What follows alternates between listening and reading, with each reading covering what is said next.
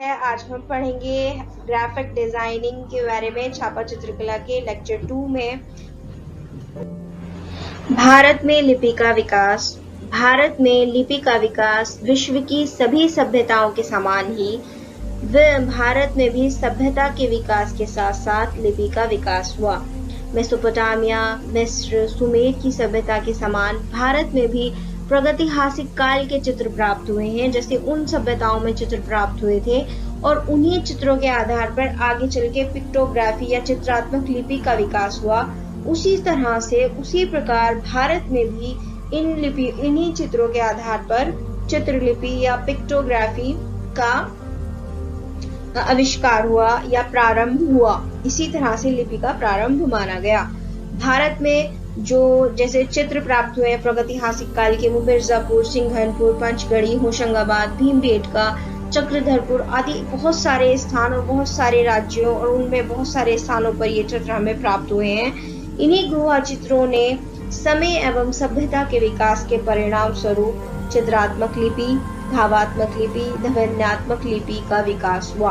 इन्हीं के आधार पर, जैसे हमने पहले भी लेक्चर में पढ़ा था, कि जो प्रागैतिहासिक काल के जो चित्र थे वही आगे चलकर पिक्टोग्राफी या चित्रात्मक लिपि में परिवर्तित हो गए, और ऐसे ही भारत में भी इस स्क्रिप्ट के जो प्रारंभ माना जाता है वो इसी प्रकार से हुआ है। प्रागैतिहासिक काल के बाद हम बात करेंगे सिंधु लिपि। तो भारत में जो लिपि के प्रारंभिक प्रमाण हैं वो हमें सिंधु सभ्यता से मिलते हैं। सिंधु सभ्यता जो प्री हिस्टोरिक पीरियड या प्रागैतिहासिक काल के बाद एक इतनी एस्टैब्लिश नगरीय सभ्यता, जो विश्व में अन्य मेसोपोटामिया, सुमेर आदि सभ्यताओं के बराबर की सभ्यता थी, जो उस टाइम की नगरीय सभ्यता थी, जो हमारे देश की एक अमूल्य विरासत है, उसी से हमें पहली लिपि प्राप्त हुई, वो थी सिंधु लिपि। सिंधु सभ्यता 3300 ईसा पूर्व से 1700 ईसा पूर्व मानी गई है। सिंधु सभ्यता का जो उन्नत काल था वो 2350 से 1750 ईसा पूर्व माना जाता है। सिंधु सभ्यता से हमें मोहरे, मानवाकृति, अनेक अलंकरण युक्त बर्तन मिले हैं। उन्हीं पर हमें वो लिपि और चित्र जो उस सभ्यता के थे वो सब हमें प्राप्त हुए हैं। सिंधु लिपि में अधिकांश लेख, जो उनके लिखे हुए लेख थे, वो हमें सेल खड़ी, चीनी मिट्टी और हाथी दांत की बनी जो मोहरे थी उन पर मिले हैं। सिंधु लिपि में तांबे की कुछ मोहरों पर भी संक्षिप्त लेख मिले हैं। इन मोहरों से हमें पता चलता है कि सिंधु सभ्यता और मेसोपोटामिया के व्यापारिक संबंध थे, क्योंकि इस सभ्यता की मोहरे वहां और उनकी मोहरे हमारे इस सभ्यता में, सिंधु सभ्यता में प्राप्त हुए हैं।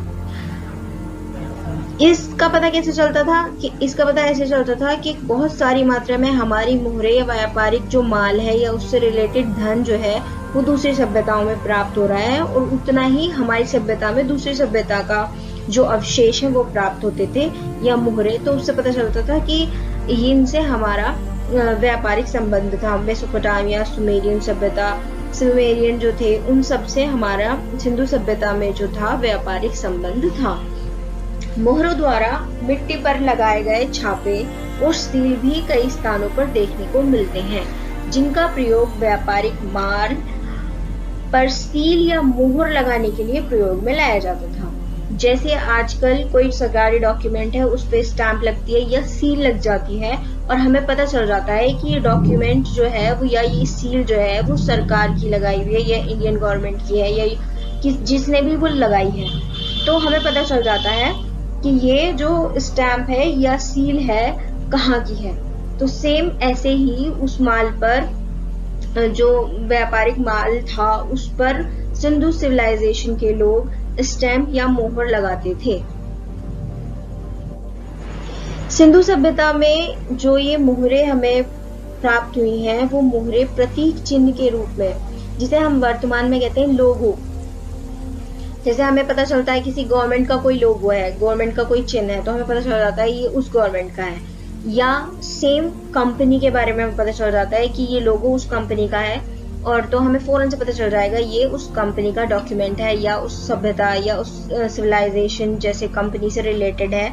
सेम चीज उस समय भी सिंधु सभ्यता में जो लोग थे वो मोहरों को प्रतीक चिन्ह के रूप में प्रयोग में लाते थे। सिंधु सभ्यता में जो हमें सबसे इम्पोर्टेंट चीज है, जो हमारी स्क्रिप्ट, जो सिंधु लिपि, जो सिंधु स्क्रिप्ट है, उसमें हमें 1200 से अधिक मोहरें प्राप्त हुई हैं जिन पर वो लिखी हुई है, जो कला एवं लिपि की मतलब स्क्रिप्ट की दृष्टि से अत्यंत महत्वपूर्ण है। सिंधु लिपि में सबसे लंबा जो हमें लेख प्राप्त हुआ है वो 3 पंक्तियों का है, जिसमें 23 संकेत हैं। सिंधु लिपि में लगभग 4000 लेख हमें अब तक प्राप्त हुए हैं। ये मोहरें जैसे वर्तमान में रबर की मोहरें होती हैं, उनके समान ही हैं, जो छापा चित्रकला में या ग्राफिक डिजाइन में या कह सकते हैं ग्राफिक आर्ट्स में बहुत महत्वपूर्ण है। सिंधु सभ्यता की लिपि भी सुमेर लिपि, जो हमने मेरे पिछले लेक्चर में हमने पढ़ा, सुमेर की लिपि, मिस्र की लिपि जो चित्रात्मक लिपि थी, उसके समान ही सिंधु सभ्यता की लिपि भी चित्रात्मक है। सिंधु सभ्यता की जो लिपि है वो भावात्मक और ध्वन्यात्मक लिपि दोनों का मिला जुला रूप है। इसका जो सिंधु लिपि या सिंधु सिविलाइजेशन का जो अंतिम काल माना जाता है वो 1500 ईसा पूर्व माना गया है। सबसे दुख की बात जो है, वो जो सबसे दुख वाली बात यह है कि सिंधु सभ्यता की लिपि पूर्ण रूप से अभी तक पढ़ी नहीं जा सकी।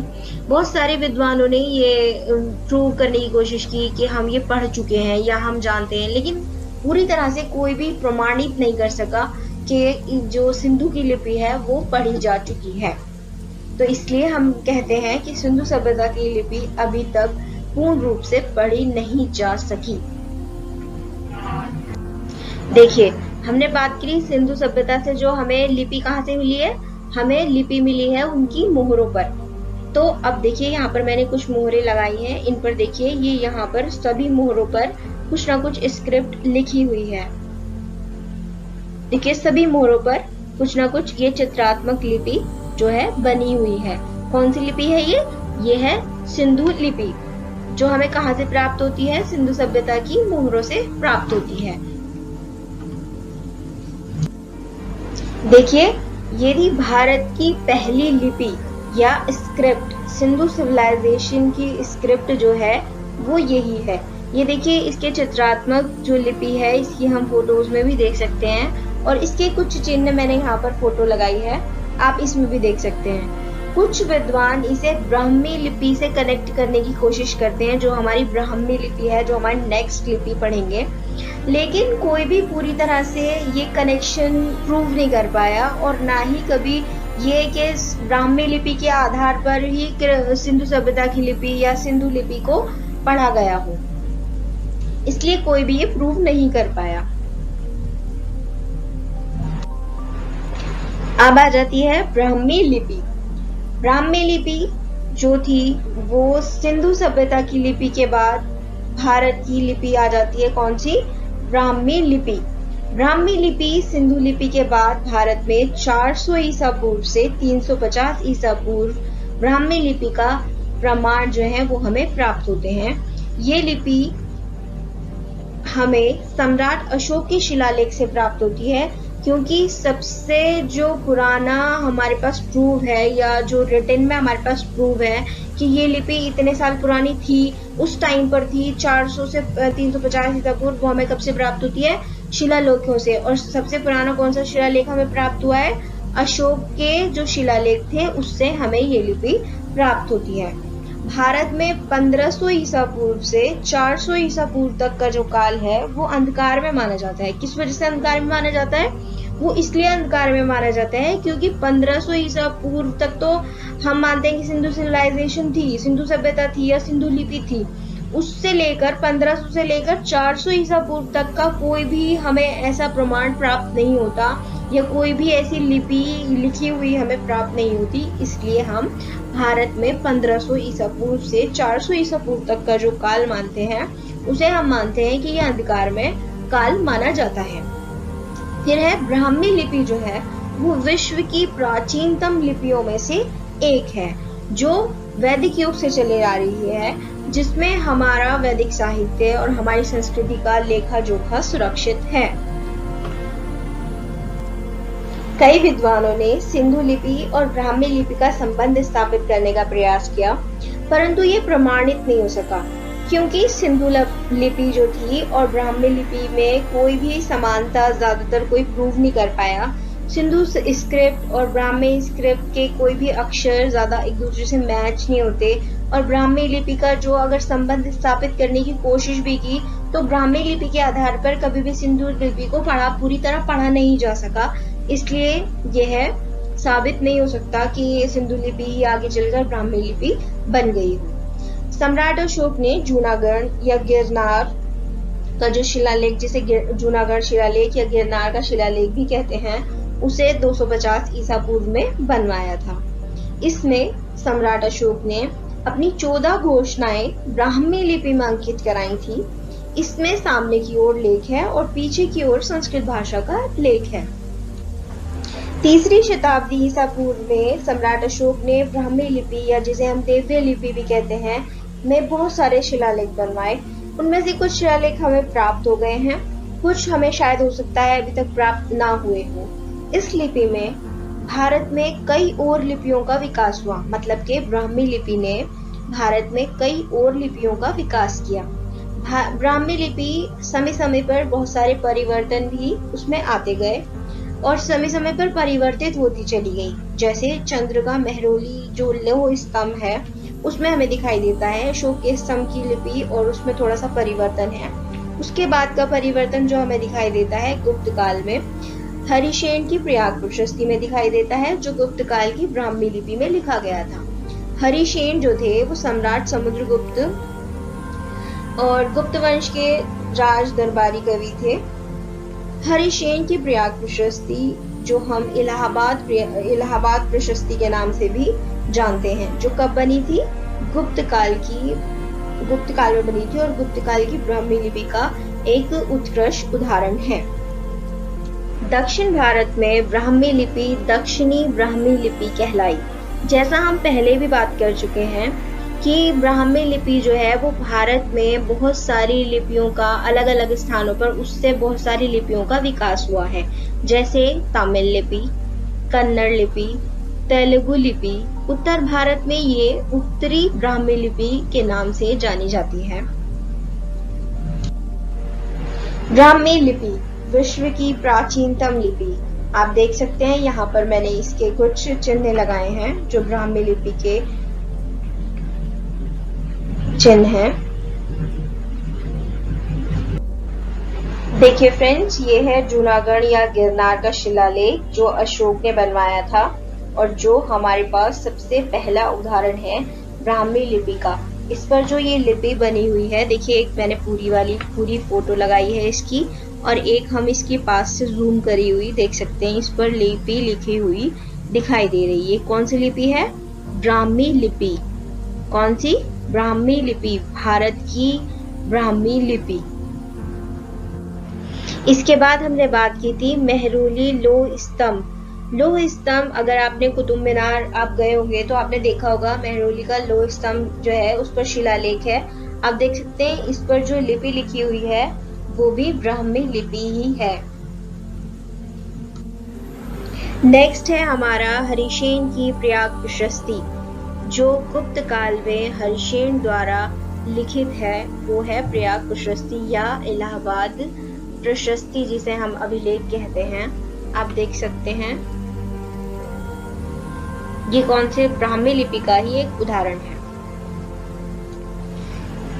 नेक्स्ट लिपि है हमारी देवनागरी लिपि। देवनागरी लिपि का विकास ब्राह्मी लिपि से ही हुआ है। इसके विकास में गुप्त और कुटिल लिपि का भी विशेष योगदान है। उसके बाद है देवनागरी का जो अर्थ है वो है देवताओं की लिपि या देवताओं की नगरी की लिपि। तो देवनागरी का अर्थ क्या हुआ? देवताओं की लिपि या देवताओं द्वारा जो बोली जाने वाली लिपि होती है। 18वीं शताब्दी में इसका स्पष्ट रूप राजा दांती दुर्ग या दांती वर्मन के दान पत्रों में देखने को मिलता है। इसका परिपक्व रूप 10वीं शताब्दी में हमें देखने को मिलता है। देवनागरी लिपि 12वीं सदी में या 12वीं शताब्दी में विकसित हुई। इस लिपि को आसान बनाने के लिए समय समय पर परिवर्तन होते रहे। स्वतंत्रता प्राप्ति के पश्चात जब भारत स्वतंत्र हुआ तो इसे राष्ट्रभाषा चुना गया। कौन सी लिपि को? देवनागरी लिपि को। 1966 में शिक्षा मंत्रालय ने इसे मानक रूप दिया। वर्तमान में देवनागरी में 11 स्वर, 36 व्यंजन, 4 संयुक्त व्यंजन, मात्राएं और चिन्हों का प्रयोग किया गया है। देवनागरी लिपि देखिए, प्राचीन देवनागरी लिपि इस प्रकार से लिखी जाती थी। इस प्रकार के अक्षरों से और इसी तरह से देवनागरी लिपि जो प्राचीन रूप है उसका यही है। इसमें हम देख सकते हैं कि जो देवनागरी लिपि है उसका जो विकास हुआ वो ब्राह्मी लिपि से हुआ। देखिए, पहले ब्राह्मी लिपि के अक्षर हैं और फिर बाद में सबसे देवनागरी के। तो ब्राह्मी लिपि से देवनागरी लिपि किस तरह के अक्षरों में परिवर्तन होता चला गया ये हम यहाँ पर इस प्रकार से देख सकते हैं। और इधर अब जो हमारे देवनागरी के अक्षर हैं वो इस प्रकार से हैं। आज हमने पढ़ा भारत की लिपियों के बारे में। भारत की लिपियां सिंधु लिपि, ब्राह्मी लिपि और देवनागरी लिपि जो भारत के इतिहास में या छापा चित्रकला के इतिहास में या चित्रकला के इतिहास के बारे में बहुत महत्वपूर्ण स्थान रखती हैं। इससे पहले लेक्चर में हमने पढ़ा था कि विश्व की प्राचीनतम लिपियां, वो अगर जिसने भी वो लेक्चर आपने नहीं देखा है तो वो आप मेरे चैनल पर जाकर देख सकते हैं।